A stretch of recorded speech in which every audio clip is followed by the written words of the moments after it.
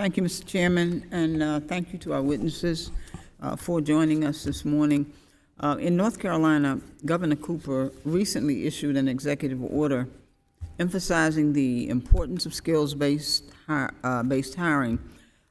In turn, this would encourage more North Carolinians to apply for government jobs and to help recruit additional skilled workers without having attained a four-year degree.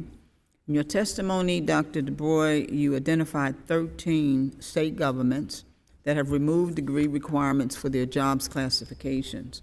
As you correctly pointed out, these actions send the message to other employers in the state that if a worker has the skills to perform a job, they should have access to it and the potential career advancement that it offers.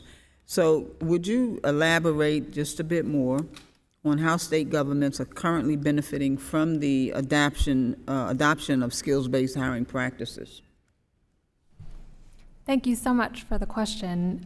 You're exactly right. In the last year, as of this week, 14 states have removed unnecessary degree requirements for hard-to-fill roles. 10 governors followed Maryland's lead last summer in passing executive orders, and 4 states have passed legislation focused on skills-based hiring. This is a bipartisan movement, and it speaks to the critical need, as you say, to rethink our standard hiring practices in a labor market that is not allowing many workers to reach their full potential. These actions are really low-cost ways to actually open hiring processes to more applicants and improve economic mobility in regions for qualified workers. In the example of Maryland, where we worked closely with the governor, they were motivated to address the needs of the workers, and what they actually were able to do by shifting their hiring practices in this state alone was enable access to 1.3 million additional workers. So let me ask you, because I've got a few more questions. Were there any barriers that you could mention that you've seen? Barriers to removing degree requirements? Yeah, good question. So in the context of the public sector, I think one of the things that's actually been proven now by these 14 states is that when the decision is made, action can follow quite quickly. And I think that's actually a really important signal for all of us to be latching onto at this moment. Okay. So, Dr. Kimbrough, you mentioned briefly in your testimony that non-degree holders lose a vital path for upward mobility when employers use degrees as a proxy for skills. So can you talk a little bit about how skill-based learning impacts the ability of workers without degrees to earn promotions? And do you think that this practice, whatever it may be, would minimize any possible biases when promoting workers? So thank you for the question, Congresswoman. So we believe that talent is equally distributed. Opportunity is not, and skills are everywhere. Everyone possesses a variety of skills, a constellation of skills that allow them to perform tasks and hold jobs.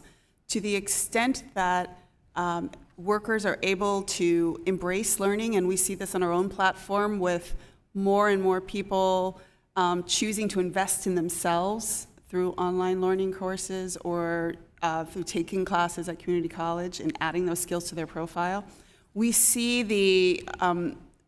we think of it almost like skills are a currency or a building block for your career, and the ability to acquire the skills is what will allow people to kind of enrich and empower themselves. So I absolutely think that this is how people can progress in their career by having greater experiences, a bigger breadth of experiences, and fundamentally expanding the avenues for learning. Yes, ma'am. Well, thank you. So in the LinkedIn report, it's mentioned that traditional skills, such as years of experience, are flawed predictors of somebody's ability. So can you discuss briefly how to prepare workers who are already in the workforce for a skill-based hiring? I'm so sorry. Could you repeat just the last part of the question? For workers who are already in the workforce, how should they be prepared for skill-based hiring? So for workers who are very briefly, for workers who are already in the workforce, preparing for skill-based hiring really means being able to acquire skills, showcase your skills, demonstrate them in a way that can be valid, and remember that all skills matter. So many skills are changing over time. It's imperative for people to kind of continuously learn. Well, thank you very much. As a 40-year college professor at a 4-year institution. I certainly appreciate all that you've offered today. Thanks very much, and I yield back.